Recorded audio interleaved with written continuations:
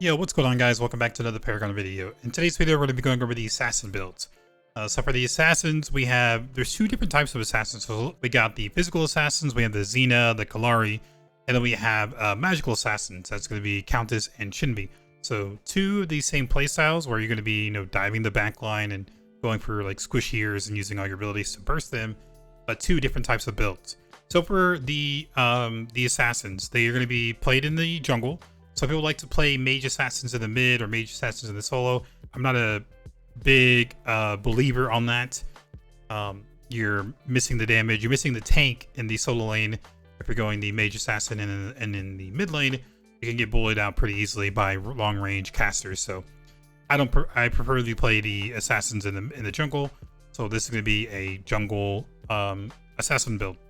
So first, let's go ahead and get into the karma spells and see what builds or what karmas we're going to be going for. So for the karma spells, you're going to be going the destruction. You're going to be in the jungle, so you need to get destruction. That way you can clear quicker, you can secure objectives easier.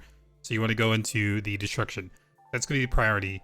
The second one, for me, it's always going to be blink. Depending on the assassin that you're playing, your goal is just to get to the back line, do your damage, and then try to get out.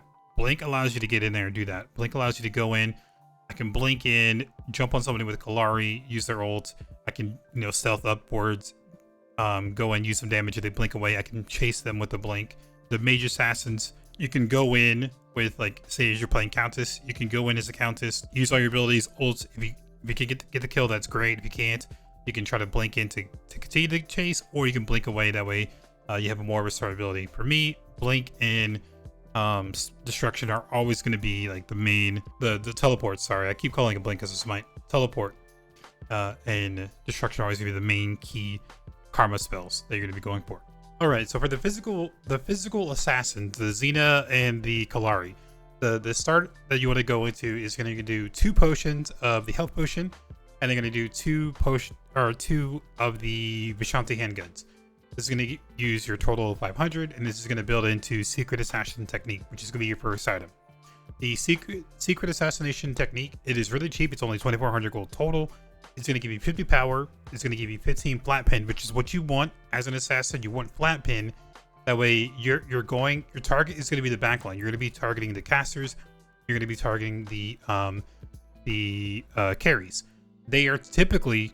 They're going to have lower protections, so more flat pin is going to be better than percent pin. So you want to go into flat pin. So with Secret Assassination, you got a 50 power, 15 flat pin. You get 5% movement speed, which is always good. It allows you to move around the map a lot more. But the thing about this item is just it's super cheap for that amount of power. On the passive, whenever you kill somebody, you're going to increase your movement speed to 30, and you're going to go into stealth. So whenever you do get a kill, hopefully you're the one getting the kill. Because you are, the assassin, you have the big burst damage. So hopefully you do get the kill, and that way you can stay in stealth and move around the fight if you need to, or to escape if you do get that kill. After that, we're going to go into Spirit's Fang. I like to go to Spirit's Fang. It's going to, help you clear. It's going to help you clear the wave a little bit, the camps a little bit quicker. That way you're not spending so much time on the camps. You can rotate a little bit more. But also, it's going to do more damage. Whenever you're going in as the assassin, you're going to go into the backliner, do your damage. You can use this as you're doing your damage as well, just to give you a little bit more burst damage. So Spirit's Fang is going to be really good there. After your third item, this is kind of where it varies for me. So depending on the third item, there's 3 options that you can go into. You can go into the spray, Maladura spray. You can go into superior immunity booster, or you can go to shock energy battery. Shock energy battery is pretty expensive. It's at 3,200 gold. This is the more expensive on this list here. It's going to give you power, defense, cooldown, movement speed, and on the passive, whenever you're out of combat for 6 seconds, you're going to move movement speed of 10%, so you can move around even more. So you get movement speed here. You're going to get movement speed here on your Secret Assassination Technique, and then the passive, you'll get more movement speed. So you're able to move around the team fight a lot better. You can move around the map a lot better when you're out of combat. And on the first basic attack that you do, you're going to be doing 100% damage plus 40 physical power plus 40. So you'll be doing your first damaging ability, your first basic attack, when coming out of this passive, is going to do a lot of damage. So this is a really good item to go into if you have the money. If you're farming really well, if you're getting kills, if you have the money at the third item, then I would go into this. If you don't have that money, if you're not, I wouldn't put that much investment into this. If you're maybe falling a little behind, if you're not farming as well, if you don't have a lot of kills, you're just the game is not, you know, going in your way, then I would look into going to either Maladura spray or superior immunity booster. The spray, you're gonna get 35 physical power, not a lot, but the passive is gonna make this item better. So not a lot of power. The 20 physical pin is really good. 20 pin, again, the backliners, they're not gonna have a lot of protections. So you'll be able to decrease their physical pin by 20, which is gonna be really great. You can do more damage that way. You have a little bit of health. 10 CDR is always gonna be good. That way you can use your ability slot more. But the passive here, increase the hero's physical power by 12 and physical defense nullification by 10% for every nearby enemy hero. Ideally, this will be like one proc. You want to either dive the backliner whenever you can when they're not around their team. So you'll usually be getting this one time. So that'll make this item going to be 47 power for only 2,600 gold. So you're always going to get that 47 power whenever you're diving somebody. If you're diving 2 people, you're going to get twice that. So it's going to stack up. You don't really want to be surrounded by the enemy team and getting the full benefit of this item or passive. Usually you're not going to survive that if that's the case. So this item is cheap. The power early on is not that great, but when you are ganking, you're going to get that extra boost. So that's going to be really good for this item. The other one, superior immunity booster. This is going to give you 50 power straight, 15 flat pin, 300 health. The passive here is really good if you need this kind of passive. If you feel like you're whenever you're going in, if you're getting hit with an ability that kind of messes up your flow, if you're you want to negate a really big ability. A good example, say you're going against a Bellica and you try to go in and Bellica uses her knockup on you, so you kind of stops you from getting to them. Superior immunity booster is going to be really great here. So if you need to go that one of those kind of items to prevent a main damaging ability, you'll go into superior immunity booster. That way you can negate that one attack. That way you can get to them and do the damage. So these are going to be your 3 options here. Normally what I'll do is it's going to be these 2. I don't really go into shock battery. It's pretty expensive, and I'd rather just get early power and pin online. So it's going to be either one of these 2. But eventually, I'll have all 3 of these items built. And then while these are all built out, there's 2 useful items. So you can either go into a prayer beads. You know, tier 2, it's only 1,100 gold. This is going to help you remove debuffs. If you feel like you're getting targeted, if you're trying to going in, there's a lot of CC on the enemy team. This will be really good for you. That way you can negate a big CC ability. That way you can do your job and get to the back line. If that's not the case, if you don't need that, then an item you can go into is going to be Sitar Chainsaw. At this point, you have a lot of pin already. You're doing damage to the backliner. You shouldn't need any more power. You don't need any more power. You don't need any more pin. This is going to be plenty. At this point, it's going to be just giving me that power, and you'll have the option to do damage to the tank if you need to. The 40% notification. And usually they're going to have more health than you. Their items, you do have health in this build, but the tank's going to have a lot more health. Their space stats and their items that they get are going to have a lot more health. So you still should be getting the benefit of this passive. The biggest benefit of this passive. But late game, this is going to be like the last item. You should not be facing the tanks. Your main priority is getting to the back line. This is just for late game, slotted in. That way you can have that option to do damage to the tanks. With all this pin and the percent notification, you can do some pretty good damage to the tanks. So that's going to be the physical builds. This is for Kalari and for Xena. Now let's go ahead and switch over to the magical builds.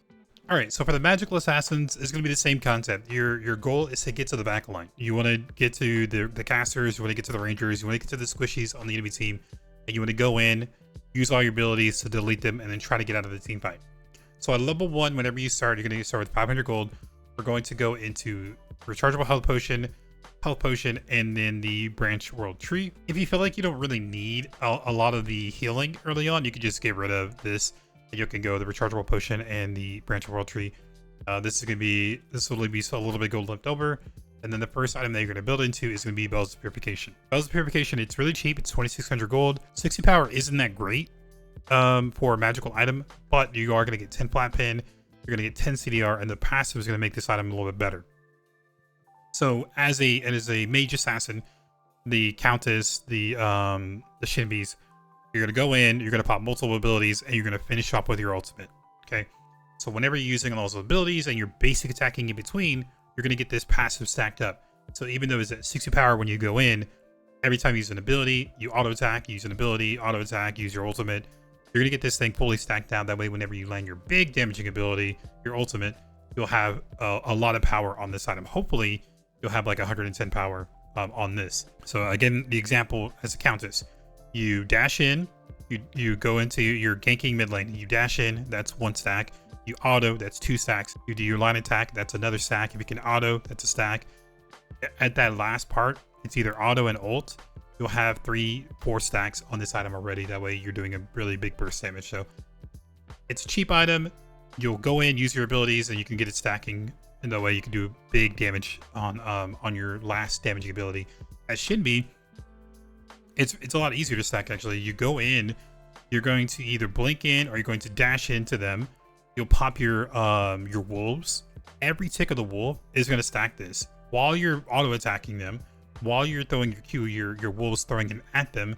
So all those are going to stack it up. And then whenever you have your full stacks, you use your ultimate, and you should have full stacks of this Bells of Purification. So you'll have 110 power just from the ultimate, you know, throwing at them and deleting them. So Bells of Purification, really, really great early cheap item for mage assassins. Another item here, I got this backwards. It's going to be Cultist Blow. Cultist Blow, there's not a whole lot of power. You are getting flat pin. You're getting some health, which is okay. The passive, whenever the enemy health is below 50%, the damage is increased by 15%. So again, ideally, you want to get to the back line. You want to get them weak enough to where if they're already weak, that's the reason why you're ganking, is because they're weak and they don't have an escape. Or if you're in there and you're doing damage to get them weak enough, then you could use your big damaging ultimate when they're below that threshold with Cultist Blow. So I like to go Cultist Blow second. I just gotta make the rotations on whoever is weak enough to use this item effectively. Now from here, it's gonna be, there's 2 options. From here, it's gonna be either Vitality Lens or Gloves of Jealousy. Vitality Lens, it's really good on burst mages. It's kind of tricky to build it on Shinbi because your wolves are going and you need to get those stacks to get your ult off. So you're not really getting the passive. This only lasts for 2 seconds, and you're probably not going to get your stacks off that early to get the ult off. If you can, that'd be great. You probably will not get the full 6 stacks. With Countess, this works really well. With Countess, whenever you dash in on them, you're immediately going to proc this, so you can spam your abilities. All your abilities, even your ultimate, will benefit from this passive, getting an extra 25 magical pin. And magical pin is really good.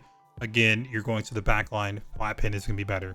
So with Bells of Purification, 10 pin, Cultist Blow, 15 pin, another 15 pin from Vitality Lens, and then the passive, that's what, 30, 40, 65 flat pin. So you're basically doing true damage at this point with these items online.